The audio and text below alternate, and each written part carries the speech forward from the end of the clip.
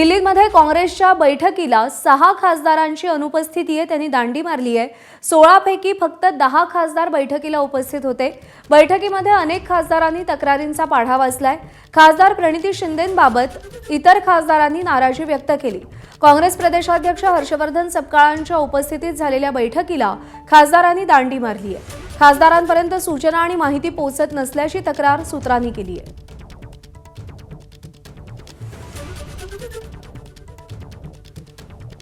सोमेश कोलगे आपले प्रतिनिधी आपल्याला अधिक अपडेट देतील। सोमेश, खासदारांच्या अनुपस्थितीमागची कारणं समोर आली आहेत का?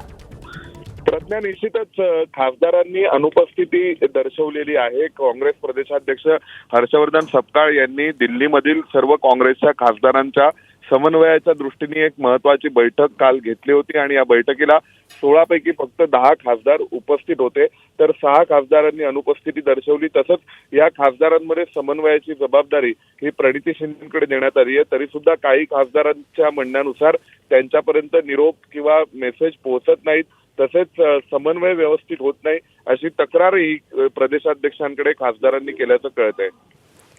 सोमेश, प्रणिती शिंदेंविरोधात नेमकी नाराजी काय होती, कळू शकलं का?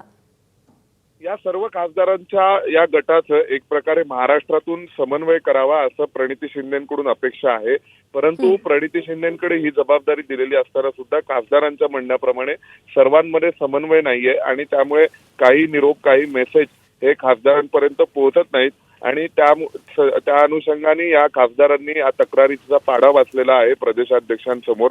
त्याशिवाय या संपूर्ण लोकसभा आणि राज्यसभेचे महाराष्ट्रातून एकूण 16 काँग्रेसचे खासदार आहेत, तर त्यापैकी फक्त 10 खासदारच बैठकीला उपस्थित होते, इतर 6 खासदार अनुपस्थित होते। त्यामुळे महाराष्ट्राच्या खासदारांमधल्या समन्वयाची जबाबदारी ज्या प्रणिती शिंदेंवर आहे, त्यांच्याकडून हा समन्वय व्यवस्थित होत नाही का, असे प्रश्नही उपस्थित झाले। सोमेश, धन्यवाद दिलेल्या माहितीसाठी। एबीपी माझा, उघडा डोळे बघा नीट।